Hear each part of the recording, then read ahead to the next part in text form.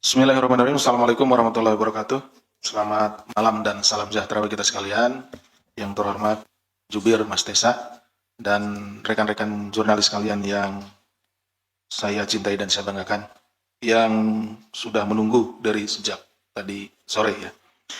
Pada hari ini, tanggal 8 Januari tahun 2025, KPK kembali akan menyampaikan perkembangan penyidikan dugaan tindak pidana korupsi terkait dengan investasi PT Taspen Persero tahun 2019 yang dikelola oleh PT IMM. KPK selanjutnya telah menetapkan ANSK selaku Direktur Investasi PT Taspen Persero dan kawan-kawan sebagai tersangka dalam perkara ini. Adapun konstruksi perkaranya sebagai berikut. Pertama, pada Juli 2016, PT Taspen diduga melakukan investasi pada program THT untuk membeli sukuk Izarah TSP Food 2 atau Siaisa 02 sebesar 200 miliar rupiah yang diterbitkan oleh PT TPSF. Terbuka pada Juli 2018, Pepindo mengeluarkan peringkat tidak layak untuk diperdagangkan atas sukuk SIA ISA 02 ID karena gagal bayar kupon. Jadi Pepindo ini mengeluarkan peringkatnya, ini pemeringkatan efek, ini, lembaga pemeringkatan efek ini mengeluarkan pemeringkatan tidak layak untuk diperdagangkan. Ini dari 2016 ke 2018. Sebetulnya berarti sukuk Izarah ini yang nilainya 200 miliar ini tidak layak untuk diperdagangkan. Ya, ini berdasarkan pemeringkatan dari Pepindo. Selanjutnya pada Agustus 2018 terdapat proses pengajuan permohonan PKPU ke Pengadilan Niaga di Pengadilan Negeri Jakarta Pusat dan dinyatakan sebagai PKPU tetap terhadap PT TPSF oleh PT TSM. Pada Januari 2019, tersangka ANSK diangkat menjadi Direktur Investasi PT Taspen Persero. Dan pada April 2019, PT Taspen membahas opsi perdamaian PKPU yang dihadiri seluruh direksi termasuk tersangka ANSK selaku Direktur Investasi. Dalam rapat tersebut dibahas mengenai proposal perdamaian. Jadi digugat untuk dipilotkan. Dalam rapat tersebut, Direktur Investasi memberikan gambaran skenario tindak lanjut terhadap sukuk 2 TPSF, yakni opsi untuk tetap pada sukuk dengan jangka waktu yang diperpanjang selama 10 tahun atau opsi lainnya. Mengubah sukuk menjadi saham bersama dengan PT TSM yang kemudian diubah menjadi unit penyertaan pada reksadana PT TSM. Pada rapat ini, tersangka ANSK selaku Direktur Investasi menanggapi pertanyaan dari Direktur Utama, yakni opsi terbaik adalah mengkonversi ke reksadana. Jadi disampaikan oleh saudara ANSK bahwa opsi terbaiknya adalah mengkonversi ke reksadana. Pada sekitar Mei 2019, pertemuan antara tersangka ANSK dengan pihak tersangka EHP selaku Dirut PT IIM pada tanggal 8 Mei 2019, PT IIM diminta oleh tim divisi investasi PT Taspen untuk memaparkan skema optimalisasi sukuk PPS kedua, dan selanjutnya pada tanggal 20 Mei 2019, Komite Investasi PT IIM memasukkan sukuk Izarah TPS kedua atau SIA 02 sebagai bond universe atau daftar portofolio yang layak untuk diinvestasi. Padahal tadi di awal sudah dinyatakan itu tidak layak untuk diperdagangkan.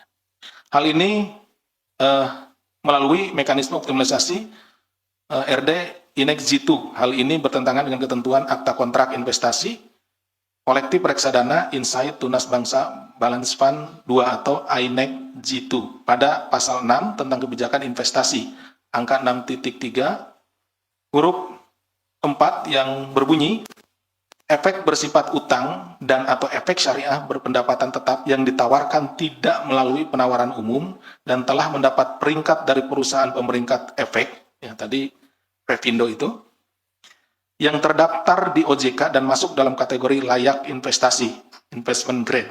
Padahal saat itu peringkat sukuk SIA 02, IDD atau gagal bayar dan dalam kondisi PKPU sehingga masuk kategori non-investment grade, tidak layak investasi dan berisiko tinggi. Jadi dari awal sejak tahun 2018 itu Pepindo sudah menyatakan sukuknya tidak layak untuk diperdagangkan. Ini masih coba di goreng-goreng ya seperti itu.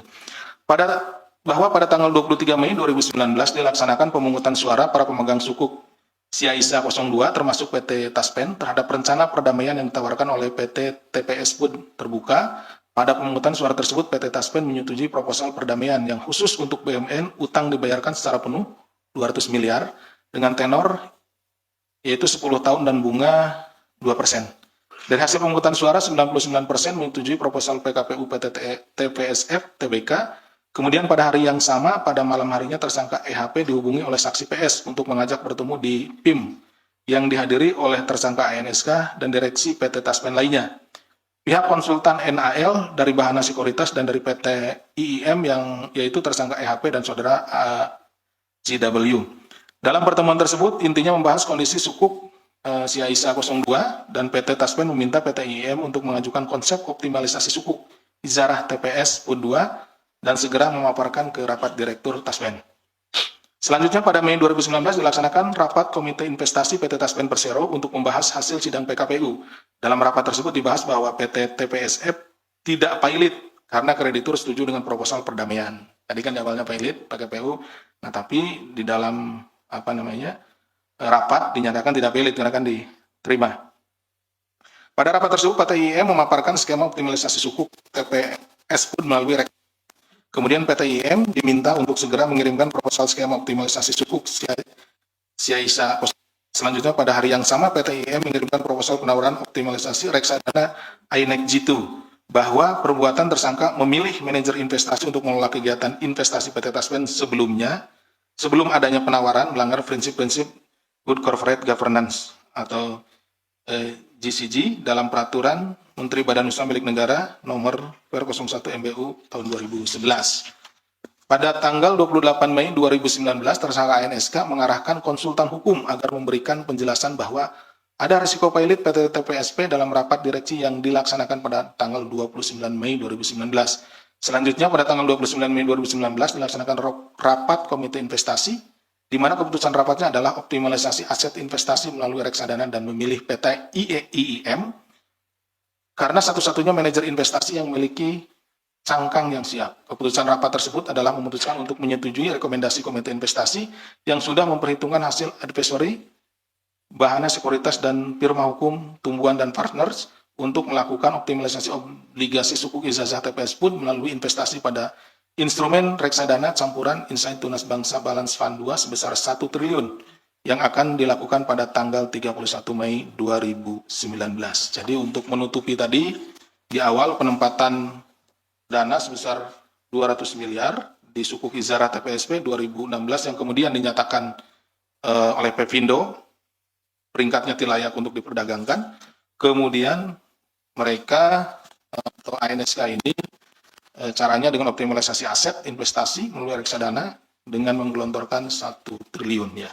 Pada Mei 2019, PT Taspen subscribe unit penyertaan reksadana INEC G2 sebesar 1 triliun dengan harga per unit penyertaan Rp1.003,32 dan jumlah unit penyertaannya 996.694.959,51. Bahwa penempatan investasi sebesar 1 triliun tersebut tidak seharusnya dilakukan.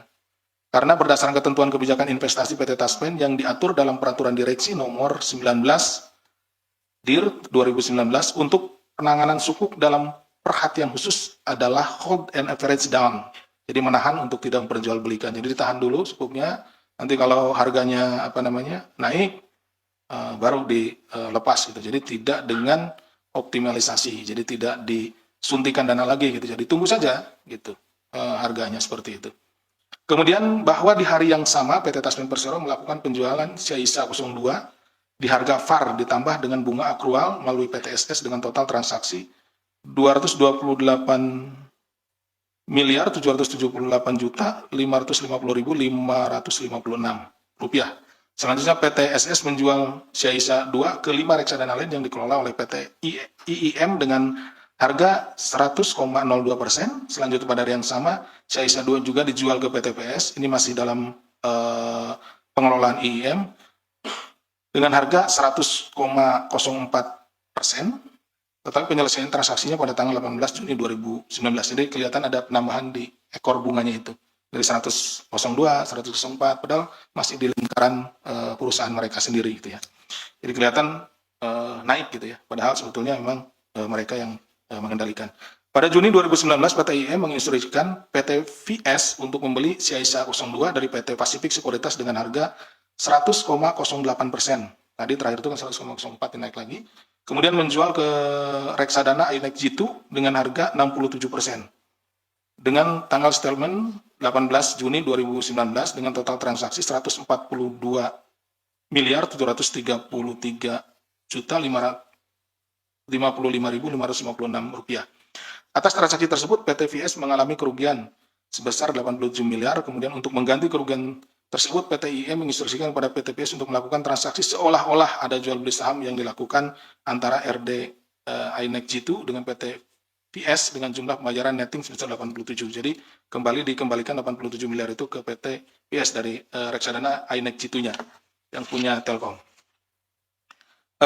Yang punya Taspen.